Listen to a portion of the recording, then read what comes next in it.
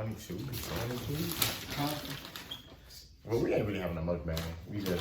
We hungry. Oh, it's not recording. Oh, it is recording.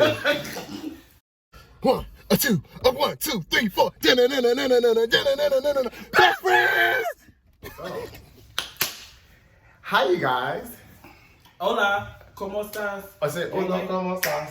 Vale, let's my. She said konnichiwa, something like that. One of the words of the song. Welcome to Bestfrenz. Oh, that was a good one. That was really good. Working. So today, in honor of a pride that we're not gonna have because it's been canceled because of Corona, we're gonna talk about coming out of the closet, being a part of the LGBT community, LGBTQ plus.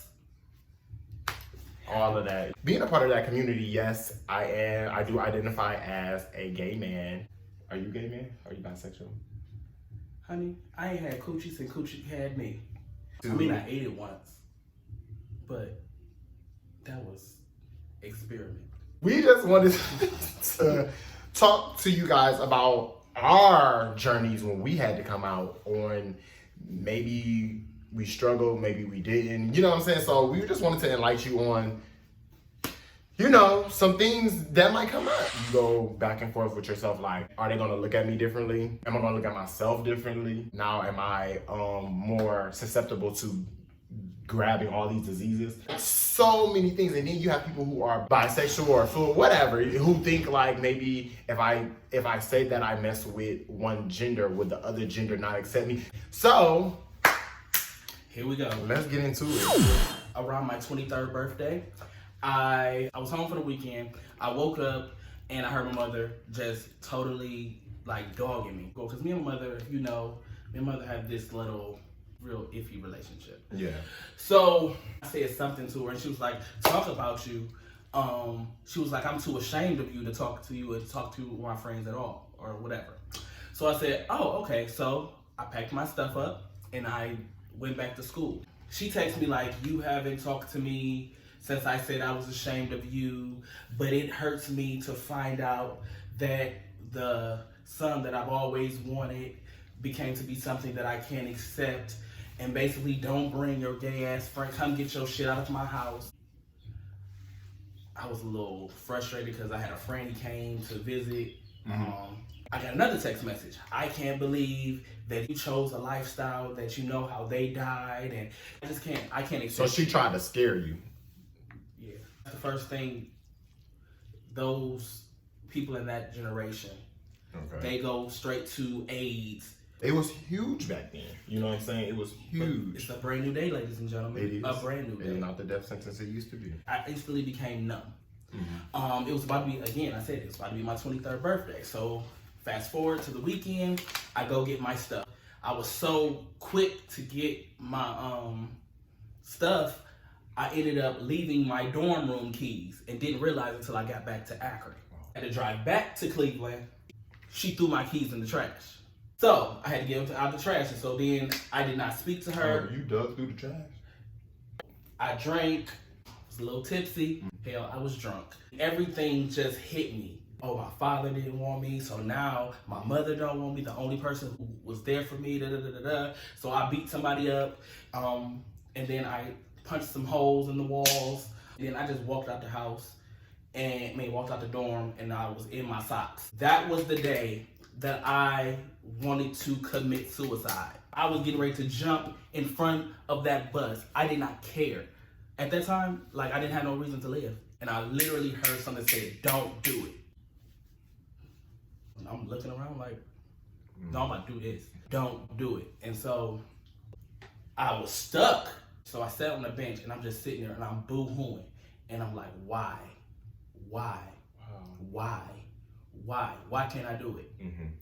So now I'm having a conversation like with God, like, why can't I? And I went to my dorm room and I locked the door. Locked myself in my room and I just was like, and I passed out. And so Sunday, got up, I got dressed, dropped off at church. And I sat there. Praise and worship is going on. This lady who does not know me, like I had my head down and tears started to flow. This lady came in my ear and started praying for me. Mm-hmm. He wouldn't let you do it because you needed to be here. Shut up. I broke. My mother, weeks later, wanted to pop up and say, I miss you. What's the catch? That was my text. What's the catch? Because you were my mother a few weeks ago, but I was nothing to you. So how did she get to know this information? I really feel like my sister told her. Did your sister know? When I was in the 8th grade, I had a friend. Okay. And I just experimented with the friend. And the friend went and told her. For years, I've tried to be something and be someone else for family and for the perception of people. Because yes, I'm in the church, so you know how the church feels. Then I also know how the LGBTQ plus, and that's a whole other. I know how they feel, and I stand in the middle. Like, the church is a bad representation of love and all of that. And then because we hurt, have our opinions and everything else, everybody's saying you wrong, you wrong, you wrong. Well, you wrong and you did this and you did that. It's not getting us anywhere. If that situation never happened, would you have told your mother that you were gay? I don't know. I see the relationships that my friends have with their mothers. I wish I had that relationship. Mm-hmm. I honestly feel like the only reason my mother has finally accepted it is because of James, of you, and because of Gage. I feel like that situation is why I still look at her sideways. I was looking for an apology, but I have later learned that I'm probably never going to get an apology. What you need that apology for? Because you did me wrong. She apologized. When? She apologized in many different facets. You can't listen to this. This is the thing. Think about it. Mm-mm. Because you're doing things for me, that is not equipping to an apology. You want an apology or you want to be accepted? Both. That ain't happening. At the moment, in her mind, she was not wrong. She just reacted to news, and then for her to come back and say, why didn't you tell me? She was very upset that she had to hear it through the grapevine. Yes, she overreacted. I do not condone that. Changing her mindset and accepting her child and accepting his friends and accepting that he is not going to be the son that she had in her mind, accepting all of those things is far more valuable than an apology. Now, if you're sitting around looking for I'm sorry for something that happened in the past when y'all are so far beyond it, you're living in hurt. But yeah, and I'm fixing that. So where would you say your relationship is now? She's becoming a little fag hag. A little fag hag. I feel like it gotten better because now I think about a question. Me and Gage were talking, and he was like, he wanted his mother to give him away, and I said, "Would you give me away?" And she said, "Yeah." Oh, that's so cute. Now I feel like we're at a better place. We're at a better place.